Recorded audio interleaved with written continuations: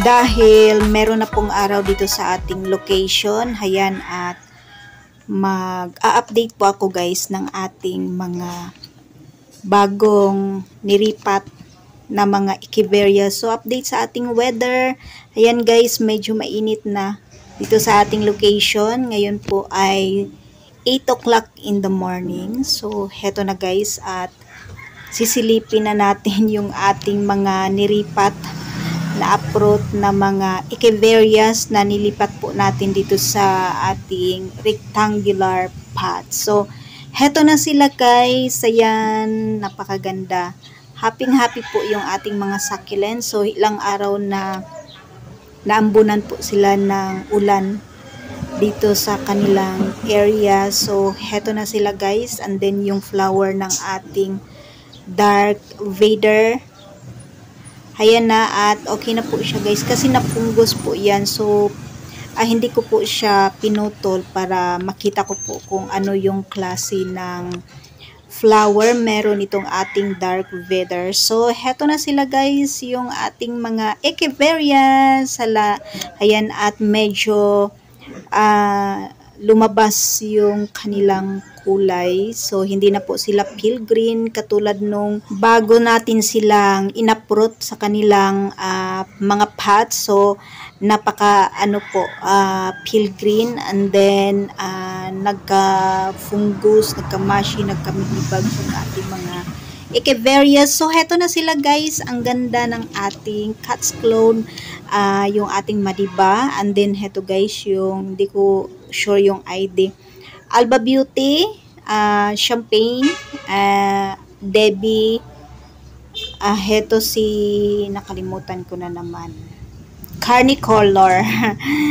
And then yung ating naghihinalo dati na Pink Frail, ayan na siya guys, medyo okay na siya.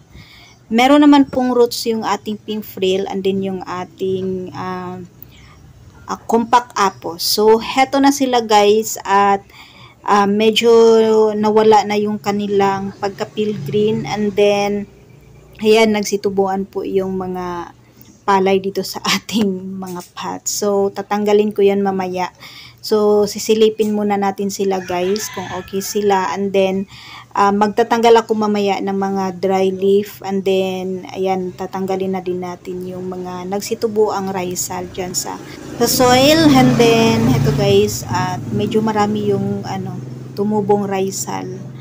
And then heto guys, yung update sa ating napanalunan kay Ma'am Len. So ayan, okay na siya guys, at ayan, medyo tumayo na yung kaniyang dahon. And then yung ating napakagandang variegated flapjack. Ayan, lumabas na yung pagka-pink ng ating flapjack. Napakaganda.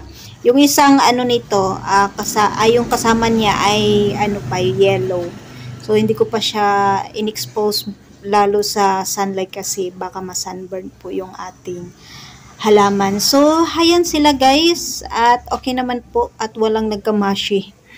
And then yung ating Harry Watson, Alba Beauty, yung ating mga Macdugali dito guys, isprayan ko sila mamaya ng alcohol kasi merong millibags. Then yung Monroe, and then yung isa parang Rosier. So ayan na sila guys, okay po yung ating mga halaman dito. Hindi ko sila sinilip ng 1 week, more than 1 week, para makita natin guys kung ano po yung nangyayari sa kanila. Kasi laging maulan dito sa ating location. So naaambunan sila. So hindi ko muna sila ginalaw. Dito sila sinilip para surprise. Ma-surprise tayo sa mga nangyari sa kanila. At okay naman po, at maganda yung naging resulta dito sa ating mga echeverias na nilagay po natin sa itaas ng ating vertical wall. At yan po guys ang update sa ating mga echeverias dito sa ating munting garden. At bago po tayo mag-end ay gusto ko pong magpasalamat sa inyong lahat, sa lahat pong nag-subscribe at patuloy na sumusuporta dito sa ating YouTube channel. At kung kayo ay hindi pa po nakapag-subscribe at kung gustong-gusto niyo po ang ganitong topic, please do subscribe sa ating YouTube channel and like and share na din po, and don't forget to hit the notification bell channel para updated po kayo sa bawat upload nating video. And that's for today guys. Maraming salamat po sa inyong panonood dito sa ating YouTube channel. Thanks for watching.